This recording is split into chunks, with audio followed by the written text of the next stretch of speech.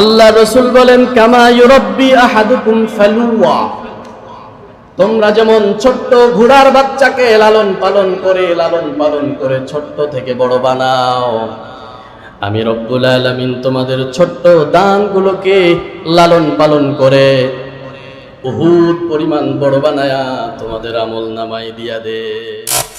দান করলেন, এখন আপনার কাছে টাকা পয়সা আছে, সম্পদ বেশি হয়ে গেছে, আপনি 10,000 দান করে দিলেন, কিন্তু এমন সময় আসলো 10,000 পারলেন না, 10 টাকা তো পারবেন না।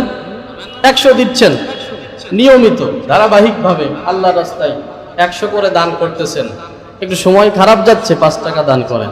তবে দান করার এই ধারাবাহিকতা মুত্তাকি যারা, ওদের একটা গুণ। সুবহানাল্লাহ পড়েন।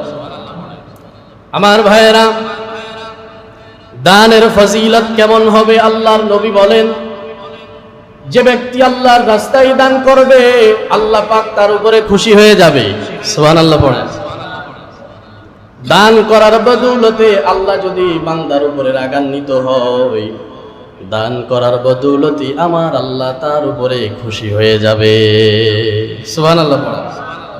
এজন্য আল্লাহ রাসূল বলেন, as-sadaqatu tudfi'u ghadabar rabbi wa tadfa'u mitatas su'। দান করলে দুইটা ফায়দার কথা নবীজি হাদিসের ভিতরে বলছেন।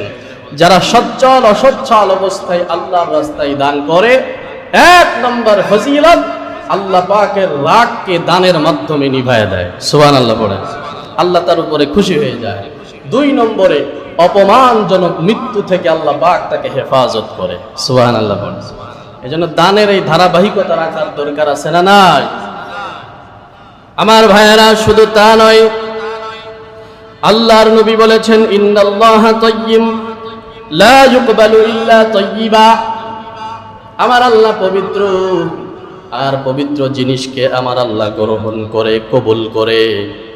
এরপরে আল্লাহর রাসূল বলেন, ওয়া ইন্নাল্লাহা ইয়ারবিস সাদাকা, দান করলে সম্পদ আমার আল্লাহ বাড়ায়া দেয়। সুবহানাল্লাহ। দান করলে সম্পদ বাড়ায় কে? বলেন কে? দান করলে সম্পদ বাড়ায় কে? শুধু তা নাই, পরের শব্দটা নবীজি কি বললেন খেয়াল করেন। আল্লাহ রাসূল বলেন, কামা ইউরাব্বি আহাদুকুম ফালুয়া, তোমরা যেমন ছোট্ট ঘোড়ার বাচ্চাকে লালন পালন করে ছোট্ট থেকে বড় বানাও, আমি রব্বুল আলামিন তোমাদের ছোট্ট দানগুলোকে লালন পালন করে উহুদ পরিমাণ বড় বানায়া তোমাদের আমল নামায় দিয়া দে। সুবহানাল্লাহ। আমরা গরু ছাগল ছোট থেকে লালন পালন করে এরপরে বড় বানাই, ঠিক না? আল্লাহ পাক, আল্লাহর হাবিব বলেন, আল্লাহ পাক রব্বুল আলামিন বান্দার এই ছোট্ট দানটা এরকম ভাবে লালন পালন করে উহুদ পাহাড় পর্যন্ত বানায় দেয়, বড় বানায়া বান্দার আমল নামায় দেয়। সুবহানাল্লাহ পড়ে।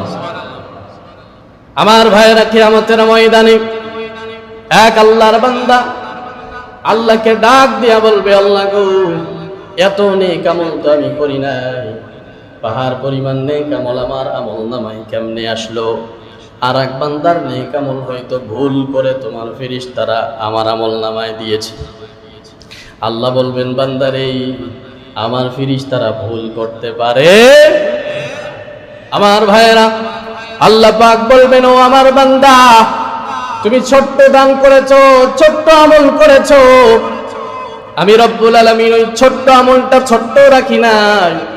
আমি রব্বুল আলামিন তোমার ওই ছোট্ট দানটারে লালন পালন করে বড় বানায়া পাহাড় পরিমাণ নেক আমল বানায়া তোমার আমল নামায় উঠায়া দিয়েছি।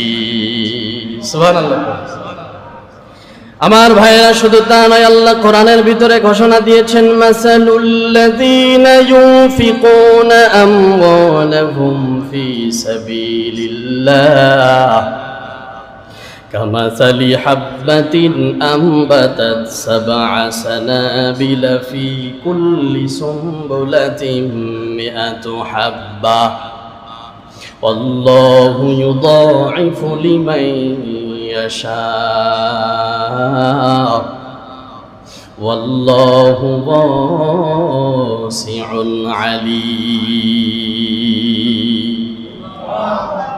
আল্লাহ পাক রব্বুল আলামিন বলেন, বান্দা, যারা আল্লাহর রাস্তায় সম্পদ দান করে, মাসালুল্লাযীনা ইউনফিকুনা আমওয়ালাহুম ফি সাবিলিল্লাহ, যারা তাদের সম্পদকে আল্লাহর রাস্তায় ব্যয় করে, তাদের উদাহরণ হলো একটা দানার মতো।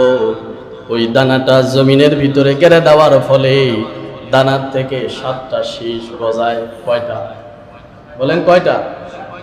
7টা। কয়টা? 7টা। প্রত্যেকটা শীষের ভিতরে 100টা করে দানা, তাহলে কয়টা হয়? 700। কয়টা? আল্লাহ রাব্বুল আলামিন বলেন, বান্দারে, যারা অল্প পরিমাণ সম্পদ আমি আল্লাহর রাস্তায় দান করে, সেটা খুব ছোট হলেও আমি রব্বুল আলামিন প্রথম স্টেপে 7 গুণ বাড়াই, পরের স্টেপে আমি রব্বুল আলামিন 100টা বাড়ায়া বান্দার আমলনামার ভিতরে 700 গুণ বাড়ায়া নেকি লিখে দে। শুধু তা নাই, পরের কথাটা আল্লাহ কি বলে শুনেন। আল্লাহ বলছেন, ওয়াল্লাহু ইউদাইফু লিমান ইয়াশা। আল্লাহু আকবার পড়েন। আল্লাহ পাক বলেন, ও আমার বান্দারা, 700 গুণ শুধু বাড়াই না, আমি আল্লাহ ইচ্ছা করলে আল্লাহু ইউদাইফু লিমান ইয়াশা, যাকে ইচ্ছা আমি আল্লাহ এর থেকেও বেশি দান করি। সুবহানাল্লাহ। এজন্য আল্লাহর রাস্তায় ব্যয় করার দরকার আছে না নাই?